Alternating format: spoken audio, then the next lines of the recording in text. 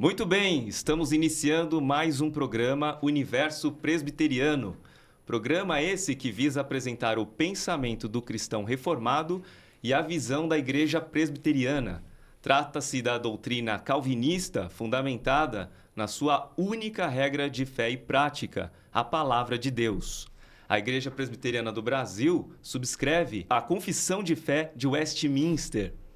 Eu sou Napoleão Neto e tenho o prazer de receber aqui o pastor da Igreja Presbiteriana do Calvário, o reverendo Fernando Hamilton Costa. É um privilégio estar com o pastor aqui, recebê-lo e ter esse espaço para saber um pouquinho mais sobre a trajetória ministerial do pastor.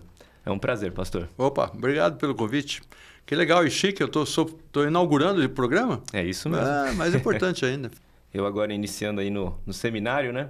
É uma dúvida que qualquer seminarista tem, é saber como que foi esse chamado, se deu esse chamado vocacional para o Sagrado Ministério. Como que aconteceu isso na sua vida?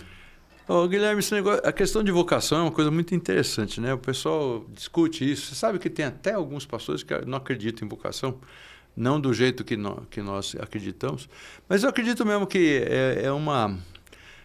Na verdade, acho que quase tudo na vida, as pessoas têm essa afinidade com alguma coisa que vai fazer e tudo mais. Na questão do ministério pastoral, eu entendo isso. Só que a gente tem um aspecto que já é um pouco místico no sentido que nós acreditamos que existe o Deus superior, aquele que sabe todas as coisas, aquele que comanda todas as coisas. Então, nós entendemos que não é só assim uma coisa que eu achei legal, que está na minha simpatia, eu sempre tive esse sonho, ou talvez até porque quero chegar nesse objetivo, fazer isso, aquilo, outro. Então, a vocação para mim é uma aspiração que tem, então, portanto, é minha, mas ao mesmo tempo é motivada por Deus, certo? É isso que eu penso. Eu sou filho de pastor, então, desde o começo eu pensava sobre essa questão de trabalho, de ser pastor ou não, desde muito novo. Como acontece normalmente com quem é da família do pastor, mas o pessoal que está na igreja quase sempre, me envolvia com os trabalhos, né? A gente fazia reuniões, eu dirigia as reuniões sem ter feito nenhum curso, seminário, coisa nenhuma. Então eu ficava pensando sobre essa história de ser pastor ou não. E eu lembro muito bem que na época eu estudava no Mackenzie e eu tinha duas vontades na minha vida. Hoje eu sei que são completamente diferentes, ou muito diferentes, mas na minha época eu não achava que era tão diferente assim, né? Eu era adolescente, ou ser engenheiro ou ser arquiteto. Sempre gostava de desenhar, achava legal a história. Então, é claro que hoje eu sei que você pega lá, tem coisas que são afins, matérias são afins, né? Mas tem coisas que não tem nada a ver engenharia e arquitetura. Uhum. Inclusive tem briga entre os arquitetos e engenheiros, quem que é melhor, quem que é mais fino, quem que não é e tal, essas coisas. Então eu estava desenvolvendo, naquela época chamava colegial, depois ensino médio, segundo grau, foi mudando de nome, mas a mesma coisa. E eu estava nessa luta para saber. Como meu pai era pastor, eu ficava na dúvida, será que eu quero ser só porque meu pai é pastor? Só para ele ficar contente? Ele nunca falou para mim sobre isso, nem ele nem minha mãe. A sua situação é mais difícil, porque tem essa questão mesmo, né? E depois eu soube de casos, mais para frente, quando eu estava no seminário, saindo, de gente que tinha essa confusão. Ele não sabia se ele estava lá porque ele era vocação mesmo, se era, sei lá, fazer a família feliz, qualquer coisa assim. Mas então eu ficava lutando com isso. Será que é isso? Será que não é? Cheguei a fazer vestibular. Na época era... Não, hoje ainda é assim. Vestibular em 2 etapas, né? Tinha a primeira fase e segunda fase. E cheguei a fazer na primeira fase, mas ainda tinha um incômodo, né? Sobre pastorado. Aí eu fui pedir para Deus uma prova. As escrituras contam a história de Gideão, né? Uhum. Gideão colocou a lã dele na grama lá e pediu para Deus molhar. Uma hora a lã e a grama não, outra hora a lã ficar seca e a grama molhada, né? A história. Então eu pedi para Deus fazer uma prova e eu tive assim, coisa, não foi nem um clarão do céu, nada, não teve vozeirão, mas 3 ocasiões seguidas o mesmo assunto estava sendo dirigido, então eu tive essa confiança. O que é para mim vocação para o pastorado? Eu penso assim, eu vou basear mais ou menos eu falo mais ou menos porque ele é perfeito, então não pode ser igualzinho, mas com Jesus Cristo, né? Então Jesus, a Bíblia diz que ele olhava para as pessoas e via as pessoas como ovelhas que não têm pastor. Então havia assim um desejo que é uma área que precisa de trabalho. Eu estou vendo as pessoas precisam aprender mais, precisam de ser pastoreadas e tal. E segunda coisa que eu acredito muito, e o próprio Senhor falou isso, é você ter uma... O pessoal fala de ministérios dentro do pastorado. Eu acho que pastorado não tem muitos ministérios. Então, você olhar para as pessoas e ver que elas precisam de pastor. E depois eu ensino. Para mim, o basicão eu ensino. Porque, o ensino da palavra. Porque se a gente é pastor, o que eu faço? Eu vou conduzir o rebanho. Eu que tenho que mostrar, é para aqui, é para ali, aqui não, aqui, toma cuidado, não faz isso, corrigir. Então, é basicamente ensino. Se eu ensino num púlpito, se eu ensino numa aula de escola dominical, se é um ensino de discipulado com pequenos grupos, se é pessoal com uma ou outra pessoa, então aí são coisas diferentes que vão surgindo. Mas eu entendo que vocação é isso. A minha vocação, então, vem desde a minha juventude, porque eu sempre gostei, estava na frente, tocava um pouco de violão, preparava estudo e tudo mais, participava de acampamento e tudo mais. E finalmente eu cheguei nesse ponto especial aí de entender que era a vontade de Deus. Agora, o detalhe é que quando eu cheguei para meus pais e falei, olha, eu vou para o seminário, eu tinha feito a primeira fase do vestibular, nem fui fazer passei, mas não fui fazer a segunda fase. E aí, foi aí que, eu não lembro se foi meu pai ou minha mãe, acredito que minha mãe falou assim, nós tínhamos consagrado você para o ministério, mas eles nunca falaram isso antes para mim, para eu não ficar confuso. Mas quando eu cheguei para eles, é definitivo, eu entendo que eu vou para o ministério, aí eles ficaram felizes. E aí minha mãe falou, nós tínhamos consagrado você para o ministério. Olha, que bacana. Tá bom? Então, quanto à vocação, é isso. Excelente, sabedoria, né, dos pais. Eu acredito que sim. Bom, para quem não conhece o reverendo Fernando Hamilton Costa, nasceu no dia 29 de outubro de 57 em São Paulo. Isso, Maternidade de São Paulo. E fez o seminário no curso teológico Seminário Presbiteriano do Sul, em Campinas. E olha que interessante, lá em 1979 a 82. Por 4 anos. Olha, eu não tinha nem nascido, hein? Pastoreou as igrejas presbiterianas de Diadema, de Dourados, Bauru, Aliança, Cidade Ademar e agora, atualmente, na Igreja Presbiteriana do Calvário. Foi capelão hospitalar do Capelão Hospital Evangélico Doutor e Senhora Goldsby King. Muito bem. Em Dourados, Mato Grosso do Sul. Isso em 85, tinha 1 ano de idade. Então, em 85 eu fiquei tempo integral, então eu não pastoreei igreja. É o único ano que eu não pastoreei igreja, porque eu fui capelão em tempo integral no hospital. E como que foi essa experiência? Fui funcionário do hospital, vamos dizer assim, entendeu? Sim. Então, é o tempo total. Porque às vezes a gente pode prestar serviço de capelania, eu também já fiz isso, como se fosse um voluntariado. Então, eu vou lá, vou ajudar, vou fazer visita, vou me oferecer para trabalhar. Já fiz muito dessas coisas também, escola e hospital. Mas nesse caso aí, eu fui capelão tempo integral. Era um hospital evangélico. Então, a capelania era uma área do próprio hospital, então eu trabalhei lá. Isso ajuda, né? De ser evangélico. Sim. Às vezes não? Tem histórias muito engraçadas de todos os lados. Tínhamos problemas, às vezes, com os evangélicos. Né? É mesmo? É incrível, né?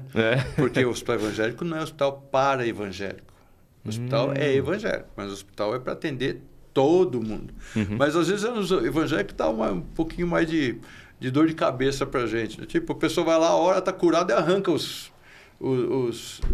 todas as coisas que estão na pessoa, dispara tudo. Rapaz, não é assim que funciona. Aí, o que aconteceu? A gente tinha que acompanhar a pessoa que fazia visita. Nem todos têm a mesma visão bíblica, teológica que a gente tem. Mas não é essa a questão. O hospital evangélico nós temos lá budista, ateu, nós temos lá católico, presbiteriano, batista, assembleiano, tem de tudo. Tudo está lá, ele atende igualzinho todas as pessoas, ninguém tem preferência. Não existe um tratamento melhor, porque o hospital, nesse caso aí desse hospital, ele era presbiteriano, ele vai atender melhor os presbiterianos. Não, isso é contra todos os nossos princípios. Tá? Então, vai uma freira fazer uma visita, ela entra no hospital.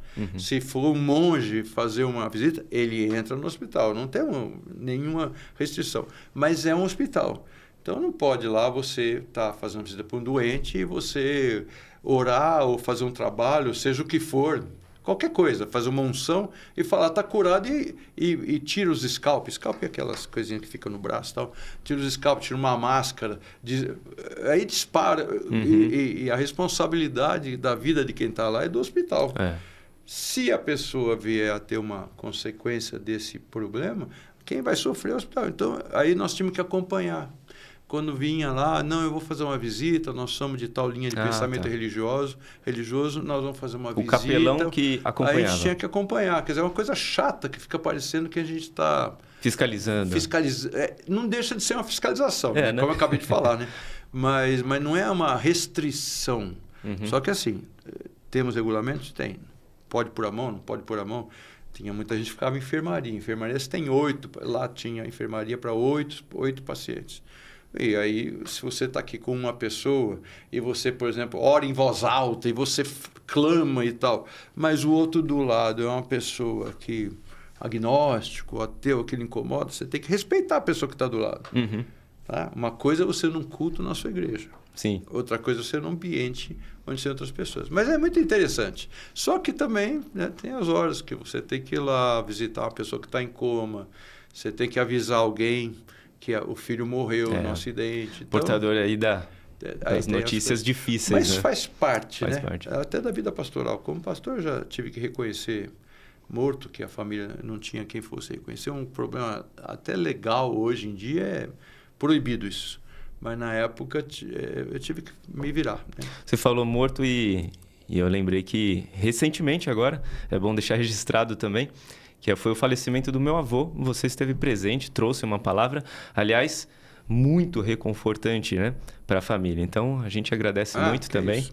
E faz parte do papel do pastor também, estar fazendo... Mas eu queria saber como que foi essa trajetória entre uma igreja e outra, como que foi tudo isso para você? Se teve algum momento marcante nessas transições? A questão de igreja depende muito eu vou falar da minha experiência pessoal, que não é necessariamente de qualquer pastor. Tá? Então, isso... Eu não sou modelo para ninguém e também não sou fora da curva. É só assim. Eu sempre entendi... Uma vez eu ouvi uma história, uma coisa assim, alguém que estava desgostoso de ser pastor numa determinada igreja. E eu, diante do que eu entendi de vocação, que Deus me chamou, eu nunca entendi que a gente vai escolher, certo? Quem põe é Deus. E eu fiz um pacto com o Senhor mesmo, em oração. Falei, Senhor, eu nunca vou procurar igreja, nunca... Claro que tem igrejas que você gostaria, tem cidade que você gostaria, tem coisas que são desafios. Você fala, puxa, está precisando de alguém lá. Por exemplo, eu estive em Portugal uns anos atrás. Lá há muita carência de pastores e tal. Então, às vezes você pensa assim, puxa vida, se tiver um convite, uma coisa, eu vou lá para Portugal. Um exemplo que eu estou dando. Não, você é minha ovelha, eu não estou falando que eu vou sair da igreja do Calvário, tá bom? Mas eu sempre entendi que quem resolve isso é o Senhor. Uma coisa é você ter gosto, ter prazer, legal, morar em tal lugar ou não morar e tal. Mas se Deus chegar e falar para mim, você vai para o Acre agora, ou você vai para o Zimbábue agora, ou você vai para, sei lá, trabalhar nisso, naquela área, a gente tem que estar disposto a fazer qualquer coisa. Porque se você saiu para a obra do Senhor, pronto. Tem um grupo religioso na tempo da Reforma também, chamado dos Moravianos, e a teologia deles não é exatamente igual ao que nós entendemos, mas os Moravianos tinham um ardor por evangelização que era um absurdo. Assim, é um exemplo para todo mundo que pensa nisso. Um exemplo clássico deles são 2 moravianos que queriam pregar o evangelho num determinado lugar, mas era uma ilha onde tinha uma mina. E exploração naquela época, sem nenhum direito trabalhista, nada, a coisa ali era muito difícil. E, na verdade, havia um barão ou qualquer coisa que era dono da ilha. E as pessoas trabalhavam lá, mas a maior parte era escravo. E ele não deixava ninguém entrar na ilha. Não permitia vir ninguém para se meter nas coisas da ilha. Muito menos missionários. Pois os 2 se venderam como missionários para trabalhar na mina, carregando as coisas nas costas e tudo, mas para falarem da palavra de Deus. Então, quando o cara é missionário. Se Deus chamou para fazer, você vai onde Deus falou para ir, né? Então, é isso que eu entendo. A questão é essa. Nas igrejas, então, formando seminário, bom, que igreja que eu vou? Não sei que igreja que eu vou. Não sei, estou formando seminário. No meu presbitério, na época, não tinha igreja para eu trabalhar. Então, orando, perguntando, tal, eu tive um convite para pastorear uma determinada igreja, em determinada cidade. Fui lá. Gostaram? Eu gostei. Está tudo em ordem. Padrão humano. Aí cheguei no presbitério e falei assim, eu fui convidado e é muito legal, eu quero ir para lá. Só que eles querem que eu vá ordenado. Aí o meu presbitério falou, não, nós não ordenamos antes. Não, a gente aqui vai fazer o seguinte, você, ou esse time falar também podia transferir como licenciado e ser ordenado lá. Ele falou, não, você vai ficar aqui, depois de que nós ordenamos, nós vamos resolver, mas só vamos resolver isso ano que vem. E aquele presbitério precisava resolver até o final de outubro, assim que era o sistema deles. E o nosso falou, só vai ter reunião no mês de janeiro. Bom, então já não deu certo aquela igreja. Aí teve um outro convite. Aí, de última hora, isso era novembro, todo mundo já tinha igreja para ir, só eu que não tinha. Então, uma experiência que eu falo das igrejas para mim é que sempre o convite vem em cima da hora. Então, eu fui para essa igreja, eu estava lá, me convidaram para ser capelão lá em Dourados, no Hospital de Dourados. Falei, eu não posso ter compromisso com a igreja aqui. E tinha uma eleição para pastor, né? No sistema presbiteriano tem igrejas que fazem eleição de pastor. Que mais para frente, inclusive, a gente vai entrar nesse... Falar. Tá. Como que funciona essa organização. Aí tinha uma eleição marcada para mim, e aí me convidaram no sábado. Falei, não posso, eu tenho uma eleição marcada e amanhã vai ser a reunião final da eleição para estabelecer as coisas. Aí a pessoa que me convidou falou, tá, mas não me dá a resposta, depois você me fala. Hora, tal. Então, sábado. Domingo cheguei lá e eles cancelaram a eleição. Então eu entendi que Deus estava me encaminhando lá para Mato Grosso do Sul. Fui lá para Mato Grosso do Sul para ser capelão. Aí eu fiquei lá na capelania. Mas daí o pessoal da igreja lá veio me convidar para passar para a igreja, para ser pastor da igreja, trocar com o pastor. O pastor foi ser capelão e eu fui ser pastor da igreja. Então tudo em cima da hora, tudo em última hora, todas as coisas assim. E foi. Aqui a última igreja agora assumi quando o pastor faleceu, né? O pastor faleceu no final de setembro, dia 29 ou 30 de setembro. E dia 1º eu fui assumir o pastorado da igreja, que ela ficou sem pastor. Então, você acredita que o pastor precisa ter uma sensibilidade a ouvir a voz do Espírito? No que conduz? E como que se ouve essa voz de Deus? Porque muitos que estão ouvindo podem ter essa dúvida. Como que Deus fala nos dias de hoje, que não é com uma voz audível, talvez? Como que Deus fala ao coração para que possa tomar alguma decisão? Eu não consigo dissociar isso de Bíblia. Porque Deus fala pela Bíblia. Para nós, a Bíblia é a única regra de fé e prática. Esse é o sistema presbiteriano. Nós não ficamos atrás de visão, ou atrás de um vozeirão, ou de... Não. Então, como é que Deus fala? É quando Ele aplica a palavra no coração da gente. Então, eu estou lendo as Escrituras e falo, isso aqui é para mim. Olha, mas isso aqui realmente... agora eu estou vendo que é exatamente isso. Então, é isso que eu entendo que Deus fala. Às vezes, não é só que eu abri a Bíblia e fui ler. Às vezes, o que acontece? Eu estou assim num momento precisando de ter uma orientação de Deus e eu lembro as coisas que estão na Escritura. Então, eu entendo que é o Espírito Santo que está nos convencendo. A unção é nesse sentido. E aí, eu não vejo diferença de pastor e qualquer crente. Todo cristão precisa escutar a voz de Deus. Sim, sim. Agora, não é de ficar sentado olhando para cima e ver se vai aparecer um clarão ou uma mão que vai escrever na parede, como no tempo de Daniel. Não é, e também não pode ser como... isso é bem antigo, eu era criança, mas que tinha um papagaio que puxava ali um... Ah, o bilhetinho? O bilhetinho. Não pode ser assim, né? Eu abro aqui a Bíblia, acho aqui um versículo, aqui, vamos ver o que Deus quer para mim. Essa tem uma piada sobre esse assunto, né? Você sabe, né? Não conheço. Tem. Não, Aí o cara falou assim, Deus me revela alguma coisa, ele abriu lá e estava dizendo assim, e Judas foi e se enforcou. Ele falou... O que é isso que o senhor está fazendo comigo? E daí ele falou, não, daí ele abriu outro versículo, tinha outro versículo, e tu vai e faz o mesmo. Aí ele falou, o que é isso? Né? Porque são versículos, o que eu estou citando são versículos. São versículos. Aí ele ficou, não pode ser Deus. Daí abriu o terceiro versículo e disse assim, e o que tem a fazer, faz depressa. Todos esses são passagens isoladas da Bíblia. Fora de contexto. A gente fala também, isso não é muito brincadeira, não é verdade, que a Bíblia é a mãe das heresias. Você usa a Bíblia para qualquer coisa. Sim. Tem um versículo bíblico que fala, não há Deus. Está dentro do contexto. Diz o louco no seu coração, não há Deus. Mas se eu pego aquela frase, não há Deus, então a Bíblia fala que não existe Deus. Então você precisa conhecer a Bíblia para você não tomar decisões equivocadas. Então, essa história de fechar os olhos e colocar o dedo, cuidado, de repente tá lá, ó, e Judas foi e se enforcou. E aí você vai fazer o quê com essa história, entendeu? E então, tem também o perigo da pessoa já ter uma tendência, já tomou decisão no coração, já está tendencioso, e aí, né? Você já aproveita a Bíblia e fala agora. Agora aqui é complicado, porque assim, sabe, também é outra historinha velha que diz assim, Senhor, eu quero casar, eu preciso de uma mulher, mas que ela seja a melhor esposa do mundo para mim, que tal? O Senhor resolve, eu confio no Senhor, o Senhor me indica quem vai ser a minha esposa, contanto que seja a Mariazinha. Não.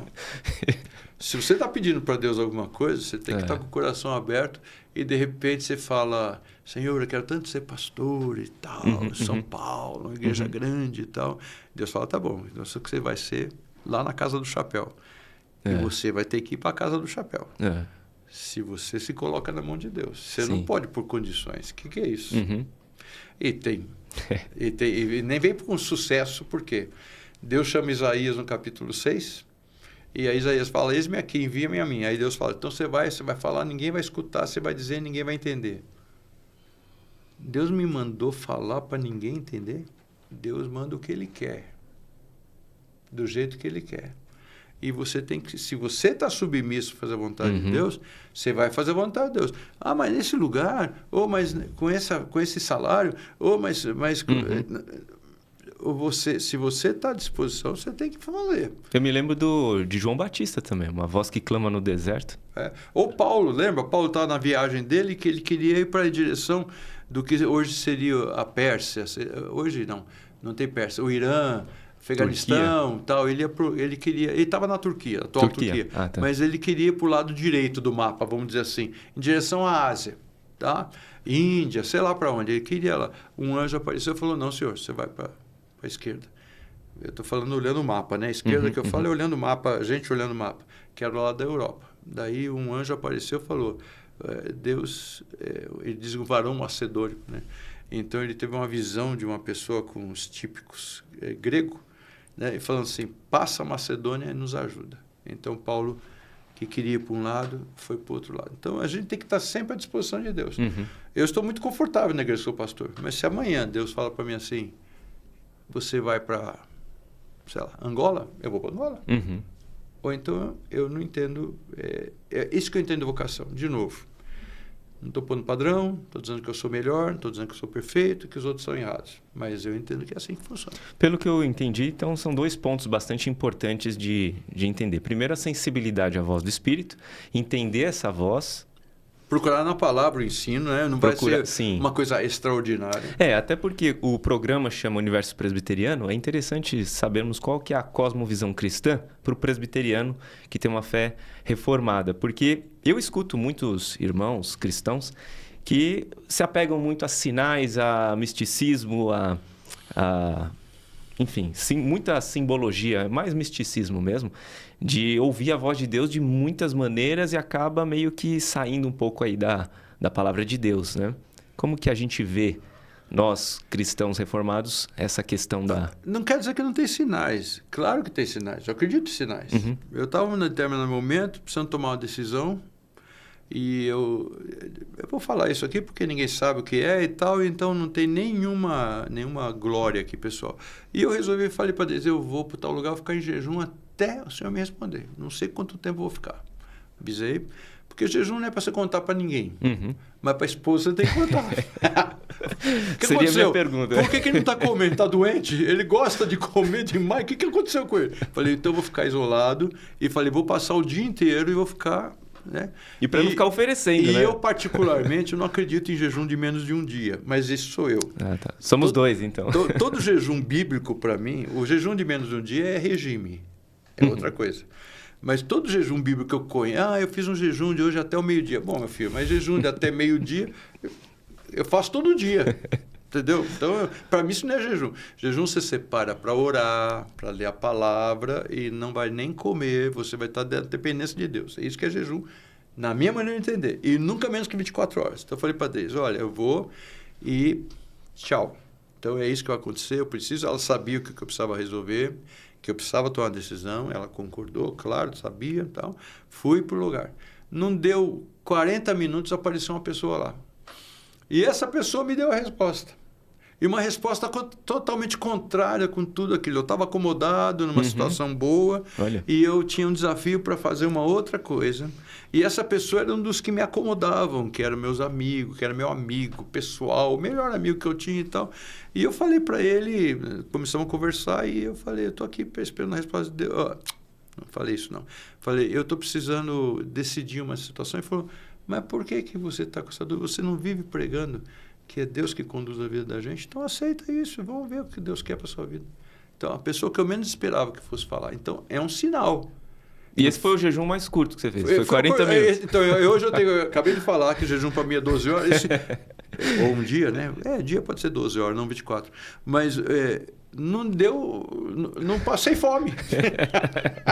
O Senhor não deixou. É claro que depois que ele foi embora, eu já fiquei mais tempo lá orando, agradecendo e tudo. Mas não deu nem tempo de eu sentir aquelas dores do jejum, entendeu? Eu também não estou falando mal de jejum. Eu estou apenas dizendo que no caso específico... Então, tem hora que uma pessoa fala uma coisa para você. Você está triste. Você está cansado. Aí Deus manda um anjo. E anjo que eu estou falando não tem asas nem arquinho em cima da cabeça. E às vezes é uma senhora, às vezes é uma criança, às vezes é um amigo, às vezes é um desconhecido.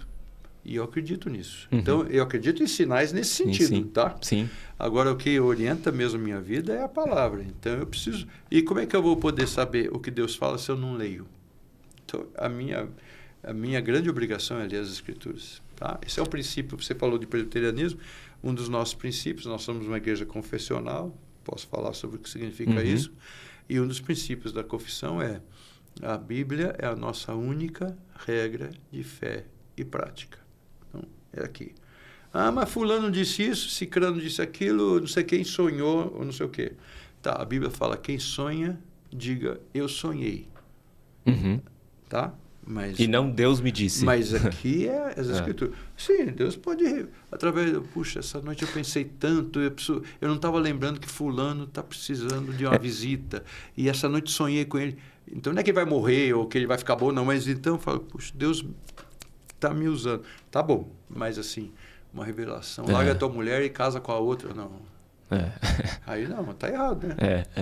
Mas quanto ao papel do presbitério e da Assembleia Geral na Igreja Presbiteriana, como que funciona isso? Tá, então vamos lá. Eu posso estender um pouquinho mais, já que esse é o primeiro programa? Claro. Tá? Então, o presbiterianismo ele é uma corrente teológica que tem as suas origens na Reforma Protestante do século XVI.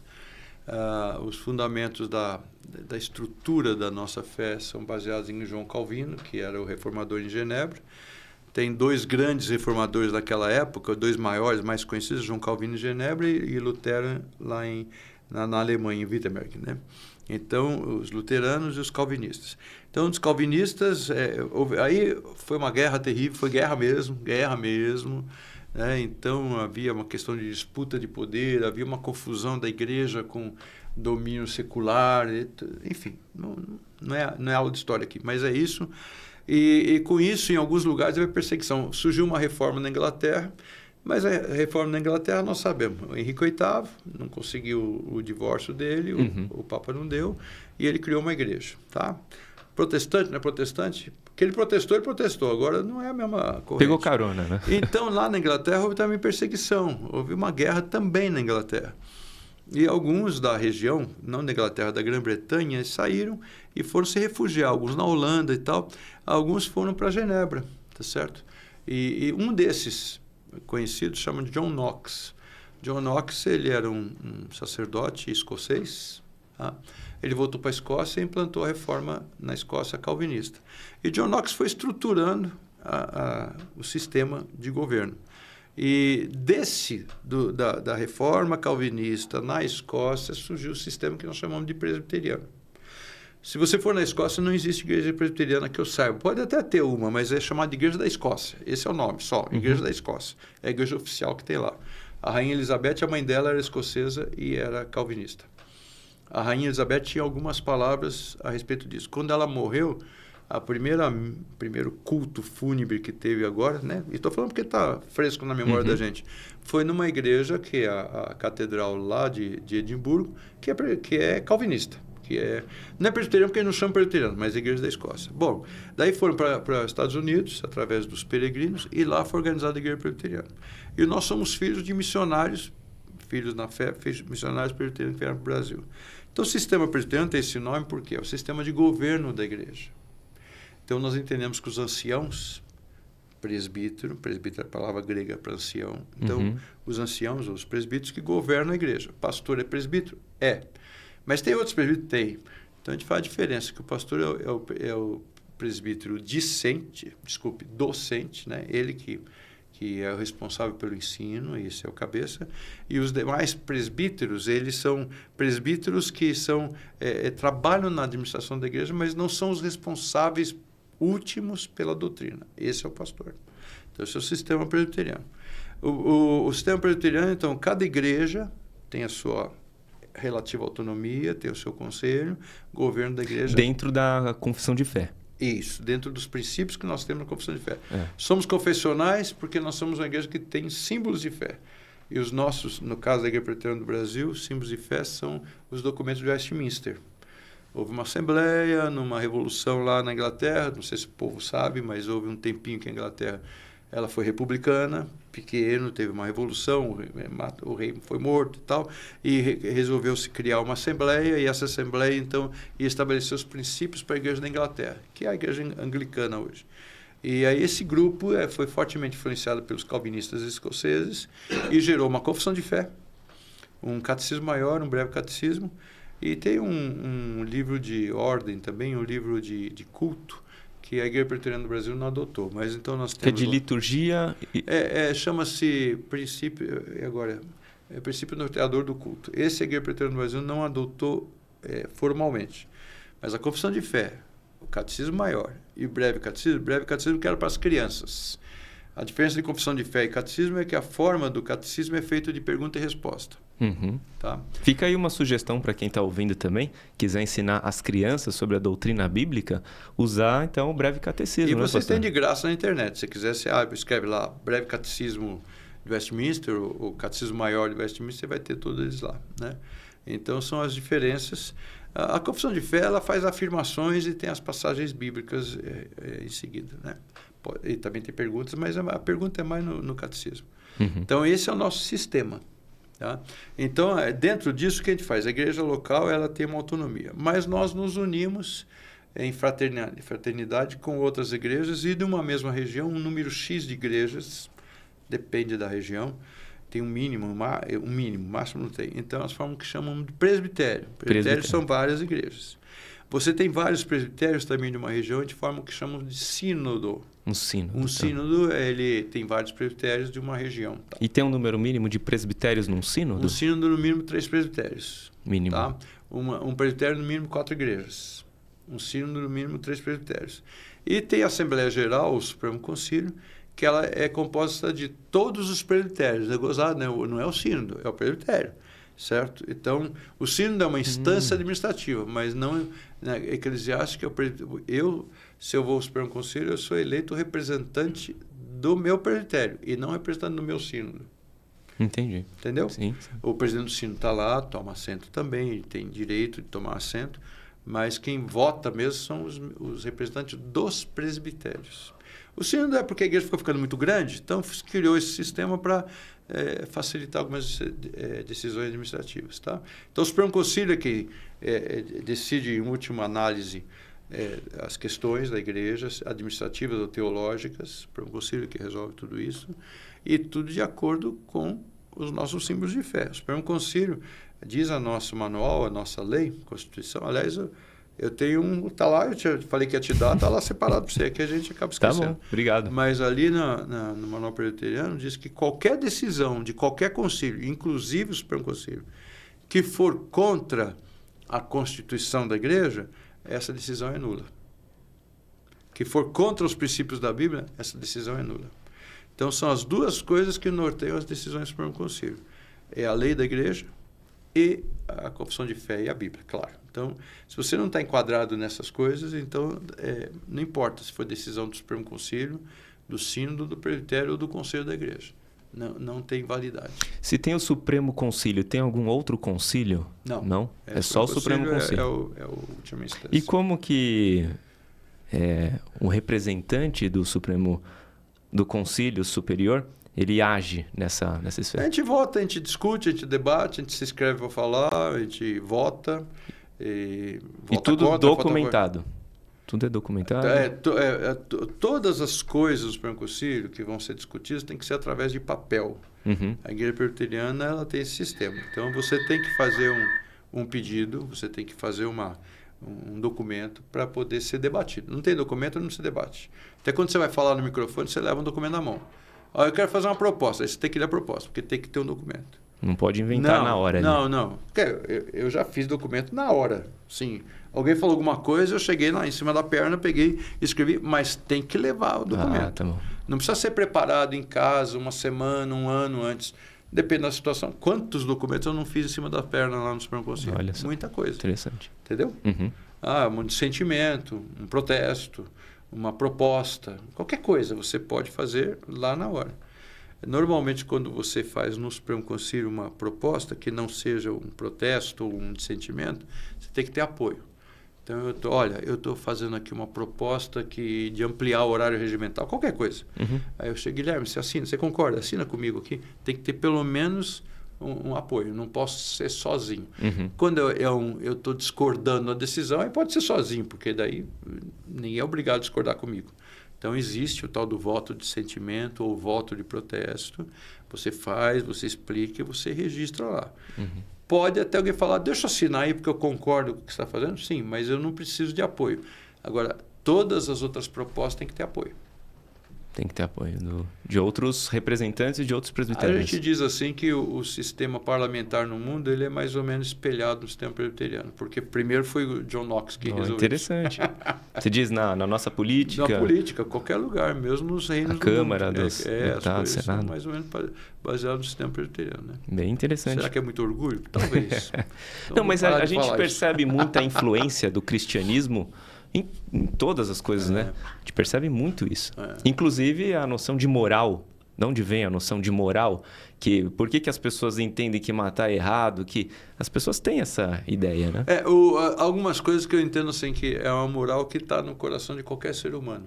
O cara não precisa ser um cristão. Você acabou de citar um. Então, matar qualquer lugar do mundo. Você vai numa tribo lá que nunca viu alguma coisa escrita. Se um cara mata outro lá na tribo, ele vai ser punido. Porque é uma coisa assim. Quem falou para ele? Então, assim, a gente entende que a lei de Deus está gravada no coração. Diz lá em Romanos capítulo 2, né? Então, Deus gravou no coração das pessoas. Então, tem algumas coisas... Mentira. Mentira, em qualquer sociedade, em qualquer relacionamento de duas pessoas, tecnicamente, se nós dois nos relacionamos e eu sou um mentiroso, como é que você vai continuar relacionando comigo? Você não vai falar que eu vou para o inferno porque você não é um cristão, não sabe se existe inferno ou não. Você não vai querer me bater. Mas como é que você relaciona com um mentiroso? É terrível quando o cara é mentiroso. Então você olha, você fala, não, como é? Não dá para... Claro, você pode tomar um café junto com ele, você pode sentar no banco do lado dele, né? Mas não dá. Então, tem certos princípios que estão dentro do nosso coração. Adultério. Você é casado, você tem sua esposa e eu saio com a tua mulher. E eu levo a sua mulher para algum lugar que... Isso em qualquer cultura é inadmissível. Você vai lá, sei lá, numa aldeia, mesma coisa. Você vai... Isso não, como assim? Eu sou casado, eu sei que existem culturas aí que você pode ter 2, 3 mulheres, ou tem cultura que a mulher pode ter vários maridos, existe. A gente não escuta falar isso, mas existe, né? Então, é uma coisa. Agora, outra coisa é a seguinte, mas como assim? Se a minha esposa... Então, tem certos princípios que estão até nos 10 mandamentos, mas que nós dizemos a lei moral que Deus colocou na nossa mente, no nosso coração. Agora, por exemplo, cobiça. Sei lá, né? Cobiça. Mas é bom a gente almejar alguma coisa, querer crescer, isso, aquilo. Tá, mas o que é cobiça? Então, a gente precisa entender o que é cobiça. Não é só assim... Puxa vida, né? O cara fez esse curso e ele teve uma formação melhor. Eu que vou fazer esse curso. Isso é cobiça? Não necessariamente. Não é. Não. eu gostaria também de fazer esse curso, acho que foi legal, deve ser muito bom, é útil, eu quero para mim também. O cara comeu tal comida, eu tenho vontade de comer esse tipo de comida também. Eu ouvi dizer que é uma delícia, que eu gostaria de comer também. Cobiça. Então, uma coisa é você ter alvos, você ter algumas vontades, outra coisa é você ter inveja levando a cobiça de tudo e achar que quando você conquistar as coisas, você vai ser feliz. Nós falamos de presbitério, mas e como que funciona a Assembleia Geral? O que seria a Assembleia Geral na Igreja Presbiteriana? Então, a instância maior é como se fosse um grande presbitério. A instância maior que resolve todas as coisas em última análise, é a última instância para resolver as coisas. E aí os representantes, como eu já disse, são os membros eleitos nos presbitérios, e eles que vão... cada presbitério elege 2 pastores e 2 presbíteros para a Assembleia Geral. Certo? Mas a Assembleia Geral que acontece na igreja local, ela é uma outra Assembleia? Não, então é porque aí, tá. Então, porque quando você falou Assembleia Geral, eu pensei que você estava falando do Supremo Concílio. A Assembleia da Igreja é composta de todos os membros da Igreja. É porque isso é diferente para outras igrejas irmãs aí, que na verdade o pastor ele detém todo o poder de decisão da igreja. Em algumas igrejas funciona dessa forma, né? Na igreja presbiteriana, não. Então, vamos lá. Sistemas de governo. Nós temos os congregacionais, nós temos o episcopal e temos o presbiteriano. O que é o congregacional? Congregacional, igreja batista, igreja congregacional mesmo, Assembleia de Deus e tal, você resolve todas as coisas, você reúne todo o povo para resolver todas as coisas. Pelo menos era assim. Uhum. Hoje, com essas mega igrejas, é quase impossível você reunir 5.000 pessoas para decidir que cor vão pintar a parede da igreja. É um absurdo. Mas o sistema congregacional puro, por exemplo, disciplina. Alguém está fazendo uma coisa que está incomodando, que está envergonhando o Evangelho de Cristo, você reúne a Assembleia, fulano vai lá e acusa o cicrano e tal, um debate, uma coisa esquenta na Assembleia. Então, a Assembleia, o sistema congregacional é a Assembleia que resolve. Bom, tem o sistema episcopal. O episcopal é onde tem o bispo é que manda. Que é o pastor. Nem sempre. Às vezes chama bispo mesmo. Tem igreja que chama de bispo. Tem igreja que tem sistema episcopal que não reconhece que é episcopal, mas porque o pastor é o que manda lá, entendeu? Ou pastor-presidente. Tem igrejas que chamam de pastor-presidente. Outras é o pastor da igreja mesmo. Então, mas nosso sistema é colegiado. Então, o episcopal, você tem no metodismo, você tem na igreja católica romana, na igreja ortodoxa, você tem no anglicano, tem o bispo, tem a pessoa que manda. E às vezes tem um bispo maior, então arcebispo, enfim, vão as diversas, cardeal, tem as diversas categorias. Na igreja católica romana, o papa, né? Alguns outros lugares tem outro tipo papa, que é a pessoa que teria a palavra final, certo? Mesmo o Papa não tem a palavra final completamente. Existe um concílio que resolve as coisas. O Papa tem a palavra final em algumas coisas, mas não em qualquer coisa, pelo que eu conheço. Bom, então esse é o sistema. E aí nós temos o presbiterianismo, que é o sistema representativo. A igreja reúne, a Assembleia reúne, elege os presbíteros.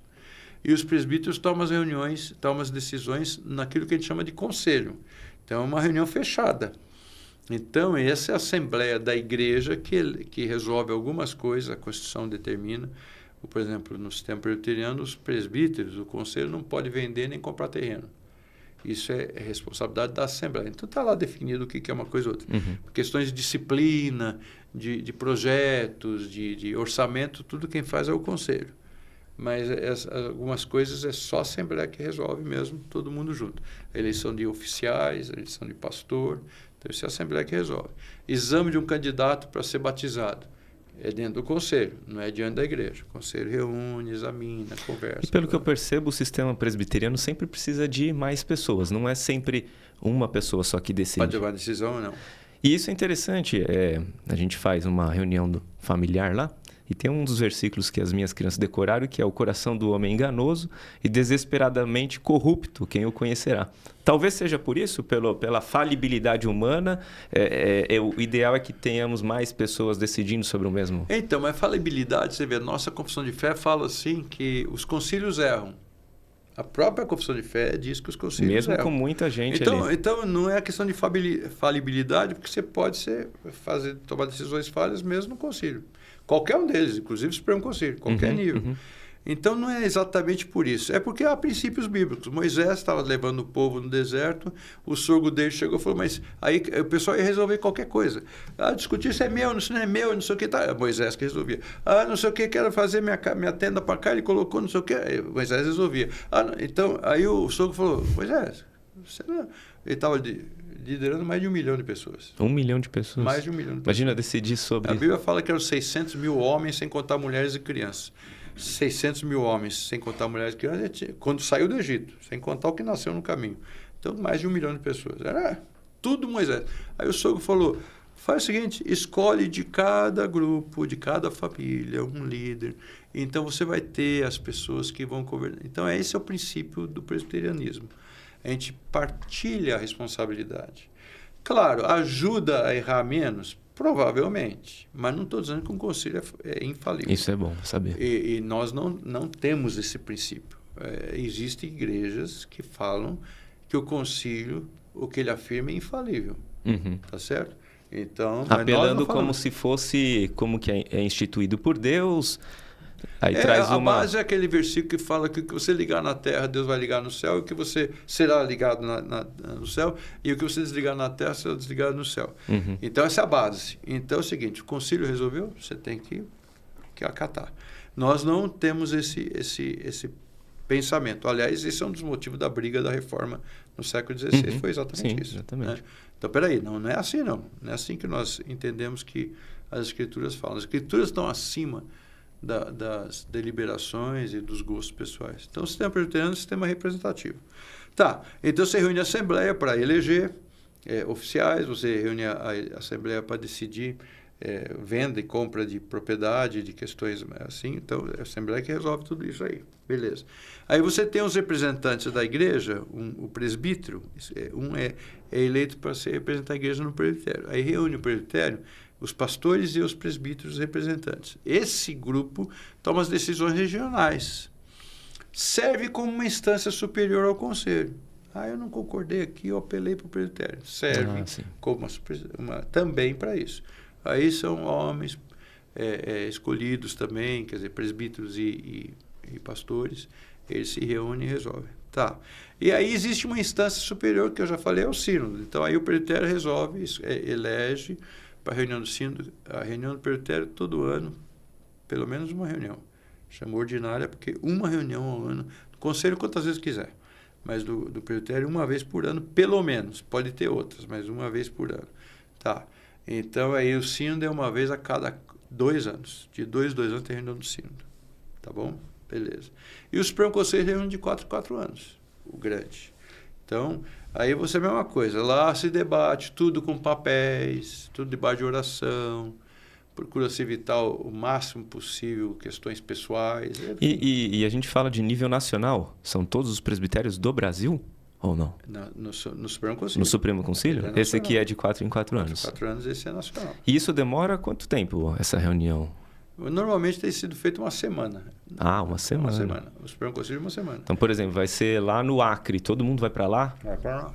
Se hospeda, fica lá uma semana. Aí tem. Hoje em dia, como as igrejas elas enviam verba para o Supremo Conselho tem pagado as despesas de viagem de quem vai representando o seu presbitério. Havia uma época que isso era um problema, que tinha presbitério de igrejas maiores, com mais dinheiro, era mais fácil mandar representante.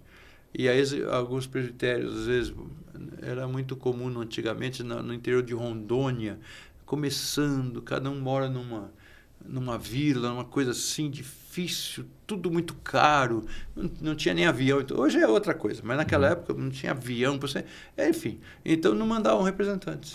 E aí a igreja resolveu um dia fazer o seguinte, vamos parar com isso. Então o Supremo Conselho paga para os representantes. Qualquer um pode ir na Assembleia? Todas elas são abertas. Só o Conselho que é fechado. Mas presbitério, sínodo, Supremo Conselho, qualquer pessoa pode ir. Pode ir lá. Não pode votar, é claro.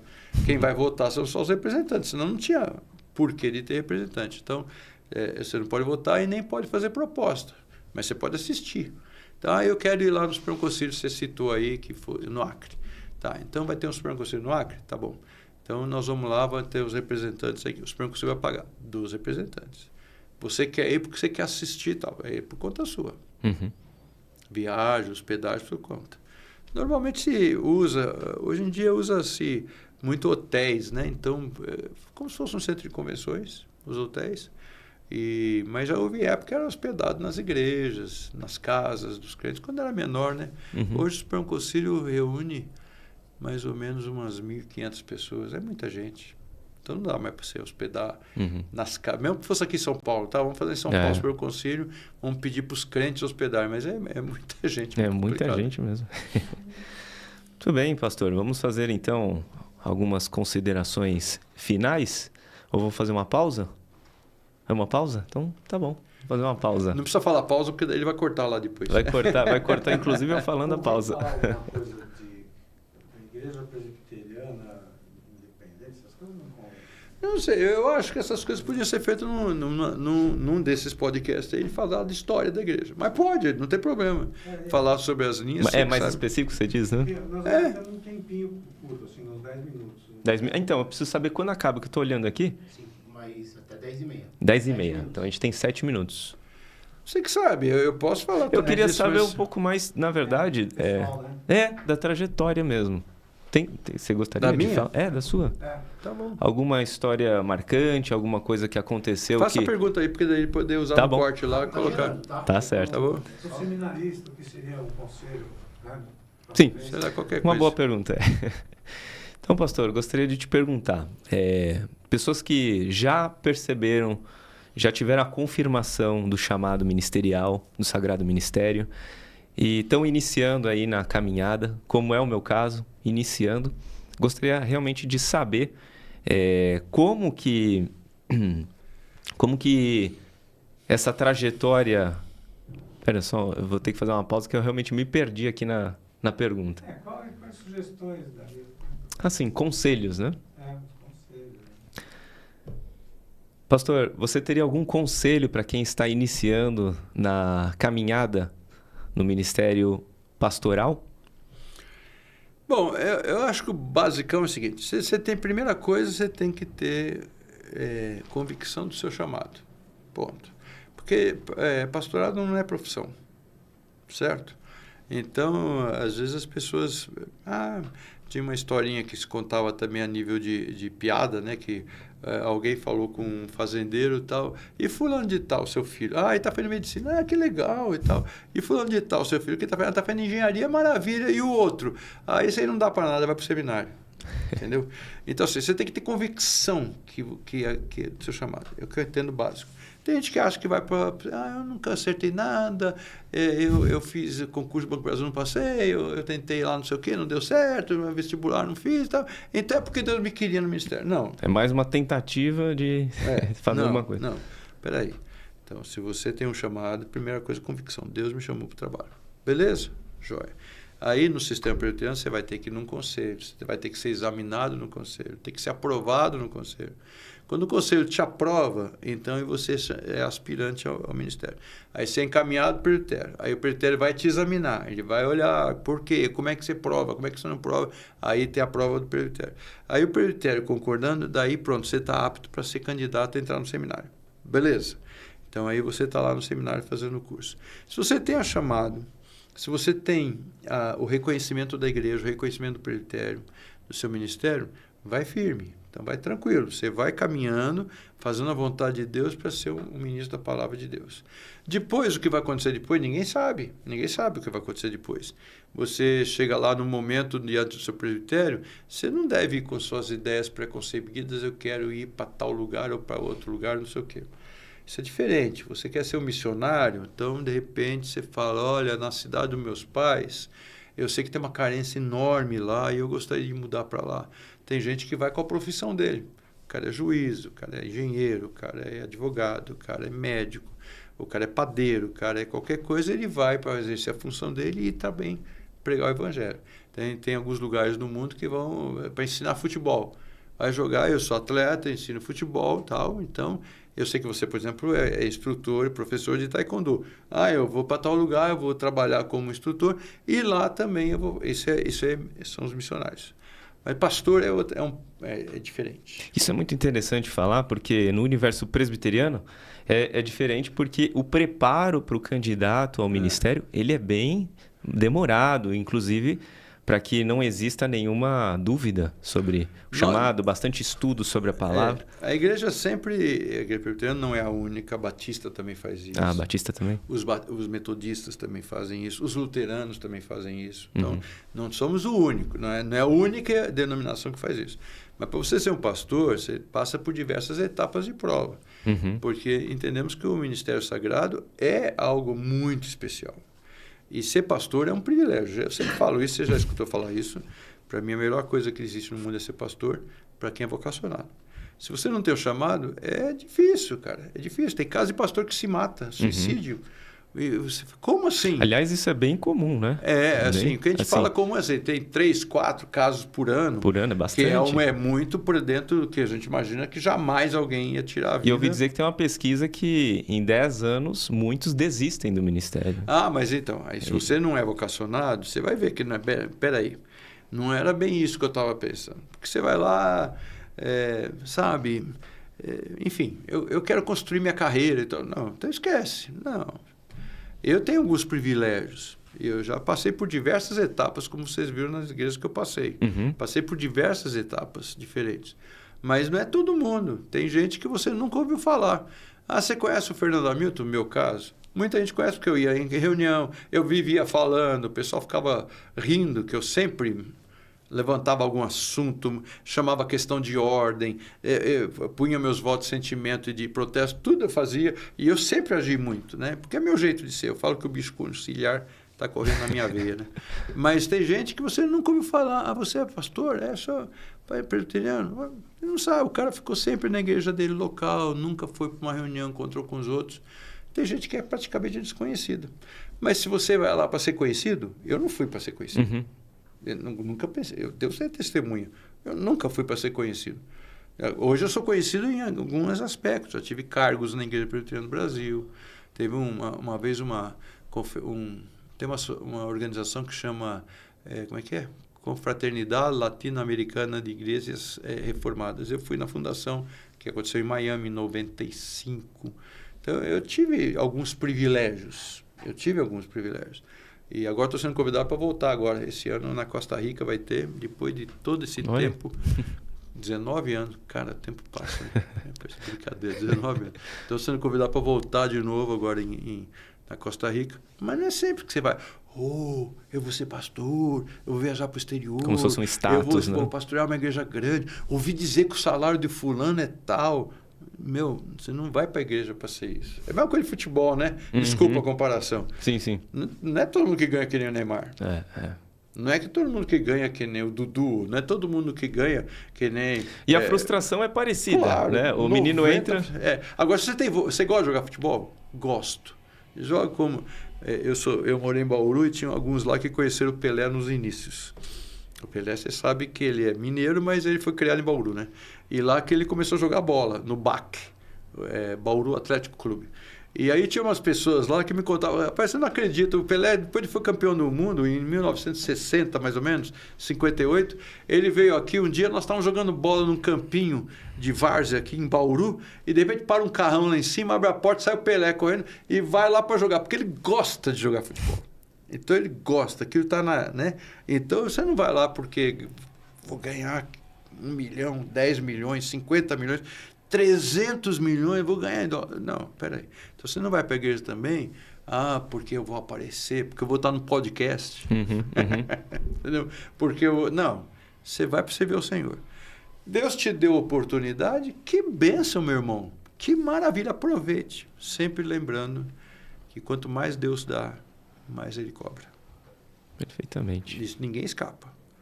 Por que ele deu 1 milhão para um e deu 10 mil para o outro? Tá, mas porque ele deu 1 milhão, ele vai cobrar. Quero agradecer o privilégio de estar entrevistando o reverendo Fernando Hamilton, pastor da Igreja Presbiteriana do Calvário. Muito obrigado, pastor. Foi muito boa a entrevista, esclarecedora, e eu espero que você volte algum dia. Ué, vamos conversar. Quem sabe a gente fala de história, de onde surgiu a igreja presbiteriana independente, conservadora, liberal, renovada, presbiteriana no Brasil, fundamentalista. A gente pode um dia, uma hora, conversar sobre isso aí também. Quem sabe? Já fica uma sugestão. Muito obrigado. Agradeço também a companhia de todos.